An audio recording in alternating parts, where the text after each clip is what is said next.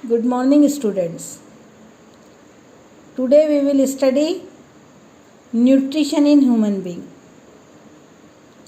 Human being में heterotrophic type का nutrition होता है.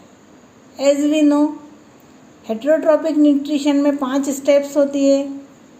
First is ingestion, digestion, absorption, assimilation and egestion. Ingestion में फूड को बॉडी के अंदर लिया जाता है. डाइजेशन की प्रोसेस में फूड को, कॉम्प्लेक्स फूड मटेरियल को सिंपलर फूड मटेरियल में कन्वर्ट किया जाता है in the presence of enzymes. Then absorption, जब डाइजेस्टेड फूड होता है वो इंटेस्टाइन की वॉल से एब्जॉर्ब होता है, उस प्रोसेस को बोलते हैं एब्जॉर्प्शन. देन एसिमिलेशन, इस स्टेप में जो डाइजेस्टेड फूड है वो सेल का पार्ट, प्रोटोप्लाज्म का पार्ट बन जाता है, उस प्रोसेस को बोलते हैं एसिमिलेशन. फिर यह food material different energy produce करने में, बॉडी जो है रिपेयर करने में या टिश्यू डेवलप करने में इसका उपयोग किया जाता है. इस प्रोसेस को बोलते हैं assimilation. Assimilation means utilization of food material. Then egestion में अनडाइजेस्टेड फूड मटेरियल को बॉडी से बाहर कर दिया जाता है, उस प्रोसेस को बोलते हैं ईजेशन. तो ये जो 5 प्रोसेस है ये हेटेरोट्रॉपिक न्यूट्रिशन में होता है. अब ह्यूमन बीइंग में हेटेरोट्रॉपिक न्यूट्रिशन होता है तो उनमें भी ये 5 प्रोसेस होती है. अब जो मेन प्रोसेस होता है वो होता है डाइजेशन. तो we will study the digestion in human being. Digestion, what is digestion? In the process of digestion, complex food material is converted into simpler one and which is absorbed by the wall of the intestine. मतलब digestion की process में complex food material को simple food material में convert किया जाता है enzyme की, hydrolytic enzyme की प्रेजेंस में. और ये जो डाइजेशन की प्रोसेस है ये हाइड्रोलिसिस की प्रोसेस है और इसमें कॉम्प्लेक्स फूड मटेरियल को सिंपल फूड मटेरियल में कन्वर्ट किया जाता है और वो सिंपल फूड मटेरियल जो है इंटेस्टाइन की वॉल से, इनर वॉल से एब्जॉर्ब किया जाता है. तो उस फूड को एब्जॉर्प्शन लायक बनाया जाता है डाइजेशन की प्रोसेस में. डाइजेशन की पूरी प्रोसेस डाइजेस्टिव सिस्टम में होती है. तो अब हम पढ़ेंगे डाइजेस्टिव सिस्टम. डाइजेस्टिव सिस्टम के एक्चुअली में 2 पार्ट होते हैं, alimentary canal and digestive glands. Alimentary canal actually में एक ट्यूब लाइक स्ट्रक्चर होती है विच starts from mouth and ends with anus. जो माउथ से स्टार्ट होकर एनस तक रहती है, एक ट्यूब लाइक स्ट्रक्चर होता है. इस ट्यूब लाइक स्ट्रक्चर में डिफरेंट पार्ट होते हैं, जैसा हम देख सकते हैं कि इसमें डिफरेंट पार्ट होते हैं और अलग अलग पार्ट जो है अलग अलग फंक्शन के लिए स्पेशलाइज्ड होता है. तो एलिमेंट्री कैनाल जो है एक ट्यूब लाइक स्ट्रक्चर होती है जिसमें डाइजेशन ऑफ फूड मटेरियल होता है, यानी फूड का डाइजेशन होता है in the presence of enzymes. और दूसरा पार्ट डाइजेस्टिव सिस्टम का होता है डाइजेस्टिव ग्लैंड्स. डाइजेस्टिव ग्लैंड्स जो है एंजाइम को, डाइजेस्टिव एंजाइम को सीक्रेट करती है. तो डाइजेस्टिव ग्लैंड मेनली जो है 3 ग्लैंड है जो एलिमेंट्री कैनाल के बाहर से सिक्रीशन करती है. मतलब 3 डाइजेस्टिव ग्लैंड है. सलाइवरी ग्लैंड जो सलाइवा का सिक्रीशन माउथ में करती है, और लीवर एंड पेनक्रियाज. लीवर और पेनक्रियाज एक कॉमन डक्ट के थ्रू स्मॉल इंटेस्टाइन में, स्मॉल इंटेस्टाइन के एंटीरियर पोर्शन में ओपन होते हैं और वहाँ पर अपना सिक्रीशन जो है डालते हैं. तो सलाइवरी ग्लैंड, लीवर और पेनक्रियास ये जो है डाइजेस्टिव ग्लैंड है. बाकी जो डाइजेस्टिव ग्लैंड होती है वो मेनली इंटेस्टाइन की वॉल में ही प्रेजेंट होती है। बाकी ये जो बाहर से सिक्रीशन डालने वाली है वो salivary gland which secrete saliva, liver secrete bile juice, liver जो है बाइल जूस सीक्रेट करता है, and pancreas secrete pancreatic juice. तो ये जो बाइल जूस है और पेनक्रियाटिक जूस है ये दोनों एक कॉमन डक्ट के थ्रू डिओडिनम में, जो कि स्मॉल इंटेस्टाइन का इंटीरियर पोर्शन होता है, उसमें ओपन होते हैं और अपना सारा सिक्रीशन वहाँ डालते हैं। Now see we will see the digestive system of human being. इस डायग्राम में आप देखिए, इस डायग्राम में ये एलिमेंट्री कैनाल है जो एक ट्यूब-लाइक स्ट्रक्चर है और अलग अलग जगह पर ये अलग अलग फंक्शन के लिए मॉडिफाई हो गई। ये स्टार्ट्स फ्रॉम माउथ, इसका जो इंटीरियर जो ओपनिंग है वो है माउथ। ये माउथ में जो रेड कलर से मैंने बनाया है वो है सलाइवरी ग्लैंड।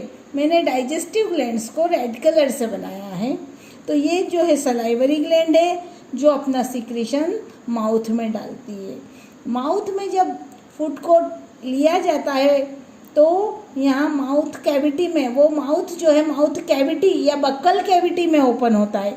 माउथ कैविटी को बक्कल कैविटी भी कहते हैं। इस बक्कल कैविटी में जो होता है टीथ होते हैं और टंग होती है। जो टीथ होते हैं वो फूड मटेरियल को क्रश करते हैं, च्यू करते हैं, ग्राइंड करते हैं, मतलब उसको फिजिकली उसको क्रश करते हैं और उसको एक स्मॉल पार्टिकल में कन्वर्ट कर देते हैं, फाइन पार्टिकल में कन्वर्ट करते हैं ताकि डाइजेशन प्रॉपर हो।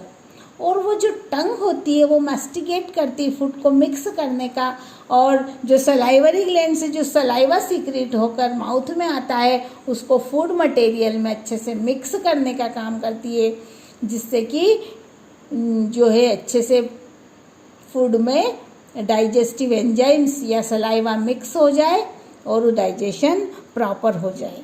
उसके बाद जो होता है फेरिंग्स होता है, वहाँ से फूड मटेरियल पास होता है और बोलस के फॉर्म में जो होता है एक बोलस बन जाता है। उसके फॉर्म में जो है धीरे धीरे ये पेरिस्टाल्टिक मूवमेंट के थ्रू आगे बढ़ता है। पेरिस्टाल्टिक मूवमेंट मतलब जो ऐसा मूवमेंट एलिमेंट्री कैनाल में जिसमें रिदमिक कंट्रैक्शन और रिलैक्सेशन होता है मसल्स का, सर्कुलर मसल्स। ये जो एलिमेंट्री कैनाल में जो फूड आगे बढ़ता है, फूड जो प्रोपोगेट करता है वो जो होता है पेरिस्टाल्सिस के कारण होता है। यानी पेरिस्टाल्टिक मूवमेंट में रिदमिक कंट्रैक्शन एंड रिलैक्सेशन होता है सर्कुलर मसल्स और लॉन्गिट्यूडिनल मसल्स में, उसके कारण फूड जो है आगे बढ़ता है। और ये जो ईसोफेगस है इसको फूड पाइप भी बोलते हैं। ये फूड पाइप फेरिंग्स से स्टमक तक, ये जो फेरिंग से स्टमक तक फूड को ले जाने का काम करता है। ईसोफेगस में डाइजेशन का प्रोसेस नहीं होता है। It takes food from pharynx to stomach, stomach तक ले जाने का काम करता है। Stomach is a bag like structure, एक बड़ा जे शेप का बैग लाइक स्ट्रक्चर होता है जहाँ पर कि फूड स्टोर होता है। सबसे ज़्यादा समय तक फूड इसमें स्टोर रहता है। और ये इस स्टमक में कोई बाहर से डाइजेस्टिव ग्लैंड ओपन नहीं हुई है। आप देखिए यहाँ पर इसकी वॉल में ही जो है गैस्ट्रिक ग्लैंड्स होती है। इसकी वॉल में जो डाइजेस्टिव ग्लैंड्स होती है उनको गैस्ट्रिक ग्लैंड्स बोलते हैं। वो गैस्ट्रिक ग्लैंड्स अपना सिक्रीशन इसमें डालती है। ये जो डाइजेस्टिव उसके जो गैस्ट्रिक जूस है, जो गैस्ट्रिक ग्लैंड से जो सिक्रीशन होता है उसको बोलते हैं गैस्ट्रिक जूस। तो वो जो गैस्ट्रिक जूस है वो इसमें जो स्टमक में डालती है और वो फूड का डाइजेशन होता है। इस गैस्ट्रिक जो जूस है उस गैस्ट्रिक जूस में मेनली HCl होता है। ये HCl मीडियम को एसिडिक कर देता है। और दूसरा उसमें होता है म्यूकस। म्यूकस की जो लाइनिंग होती है ये एक अच्छी लाइनिंग बनाता है स्टमक की वॉल के जो इनर वाल है उस पर एक लेयर बनाता है। वो लेयर जो है प्रोटेक्ट करती है इंटेस्टाइन की वॉल को, उस एसिड से प्रोटेक्ट करने का काम करती है। और एक होता है पेप्सिन एंजाइम। वो पेप्सिन एंजाइम जो है डाइजेशन करता है प्रोटीन का डाइजेशन। तो जो गैस्ट्रिक जूस होता है उसमें 3 चीज़ें होती है मेनली। एक HCl जो मीडियम को एसिडिक करता है, एक म्यूकस जो इनर वाल का प्रोटेक्शन करता है, और थर्ड होता है पेप्सिन जो प्रोटीन का डाइजेशन करता है। ये जब यहाँ पर काफ़ी समय तक 2 to 3 आवर्स जो है फूड इसके अंदर रहता है, फिर डाइजेशन होता है। यदि कंप्लीट पैक फिल है तो काफ़ी समय तक यहाँ पर फूड मटेरियल रहता है, और फिर डाइजेस्टेड जो यहाँ पर डाइजेशन हो गया है उसके बाद फूड आगे बढ़ता है। यहाँ स्फिंक्टर मसल्स होती है, उसके थ्रू जो है स्फिंक्टर मसल्स इसके एंडिंग पॉइंट पर होती है, फिर डिओडिनम में जाता है। ये फूड जो है डिओडिनम में जाता है। डिओडिनम यानी स्मॉल इंटेस्टाइन जो है थिन होती है थोड़ी, और ये स्मॉल इंटेस्टाइन का इंटीरियर पोर्शन में ये जो है ये लीवर है, यहाँ गॉल ब्लैडर है, और ये पैनक्रियास है। तो ये लीवर और पैनक्रियास अपना सिक्रीशन डिओडिनम में डालते हैं। Liver secrete bile juice, pancreas secrete pancreatic juice, और ये दोनों जूस यहाँ पर फूड में यहाँ पर जो है स्मॉल इंटेस्टाइन में आते हैं और फूड का डाइजेशन करते हैं। एक्चुअली में जो पैनक्रियाटिक जूस होते हैं वो एसिडिक मीडियम की बजाय अल्कलाइन मीडियम में जो है एक्शन करते हैं। तो इनका एक्शन एल्कलाइन मीडियम में होता है, इसलिए जो लीवर से जो सिक्रीशन होता है, लीवर का सिक्रीशन यानी कि बाइल जूस मीडियम को एसिड से अल्कलाइन में कन्वर्ट करता है, मीडियम को चेंज करता है, मीडियम को अल्कलाइन करता है, और फूड मटेरियल में प्रेजेंट फैट का इमल्सिफिकेशन करता है। इमल्सिफिकेशन का मतलब होता है जो फैट के बिग ग्लोब्यूल्स हैं उनको स्मॉल पार्टिकल्स में या स्मॉल ग्लोब्यूल्स में कन्वर्ट कर देता है, जिससे उस फैट का डाइजेशन प्रॉपर होता है। पैनक्रियाटिक जूस में फैट को डाइजेस्ट करने वाले लाइपेज एंजाइम और कुछ प्रोटीन को करने वाले ट्रिप्सिन एंजाइम प्रेजेंट होते हैं। The wall of intestine also contains some glands which secrete intestinal juice। जो स्मॉल इंटेस्टाइन की वॉल है उसकी वॉल में भी बहुत से डाइजेस्टिव ग्लैंड होती है जो इंटेस्टाइनल जूस को सीक्रेट करती है, और वो इंटेस्टाइनल जूस जो है कंप्लीट डाइजेशन की प्रोसेस को कंप्लीट करता है। वो प्रोटीन का कंप्लीट डाइजेशन करता है, प्रोटीन को जो है एमिनो एसिड में कन्वर्ट करता है, फैट को फैटी एसिड और ग्लिसरॉल में कन्वर्ट करता है, और रिमेनिंग जो भी कार्बोहाइड्रेट्स है उसको शुगर में या ग्लूकोज में कन्वर्ट करता है ताकि फूड का एब्जॉर्प्शन प्रॉपर हो सके। नाउ जो पोस्टीरियर पोर्शन होता है स्मॉल इंटेस्टाइन का, जो इलियम कहलाता है, उस इलियम में जो है डाइजेस्टेड फूड का एब्जॉर्प्शन होता है। वो इसकी वॉल में फिंगर लाइक प्रोजेक्शन होते हैं, इनॉर्मस कई सारे जो है फिंगर लाइक प्रोजेक्शन होते हैं जिनको कि विलाई कहते हैं। वो फिंगर लाइक प्रोजेक्शन जो है इस टाइप से उसकी वॉल में ऐसे फिंगर लाइक प्रोजेक्शन है जो उसकी सरफेस एरिया को बढ़ाते हैं और एब्जॉर्प्शन की एफिशिएंसी को बढ़ाते हैं। ये ऐसे फिंगर लाइक प्रोजेक्शन पूरी इंटेस्टाइन की इनर वॉल के अंदर इस टाइप से होते हैं और ये विलाई कहलाते हैं। Villi helps in the absorption of food material, absorption of digested food material. It increase the surface area of the absorption surface का surface area increase करते हैं ये विलाई। तो इस टाइप से ये विलाई पाए जाते हैं इसमें। ये बहुत इम्पॉर्टेंट है क्योंकि डाइजेशन की जो प्रोसेस हुई है उसके बाद एब्जॉर्प्शन होना प्रॉपर ज़रूरी है, अदरवाइज डाइजेशन की प्रोसेस जो का कोई महत्व ही नहीं रहेगा।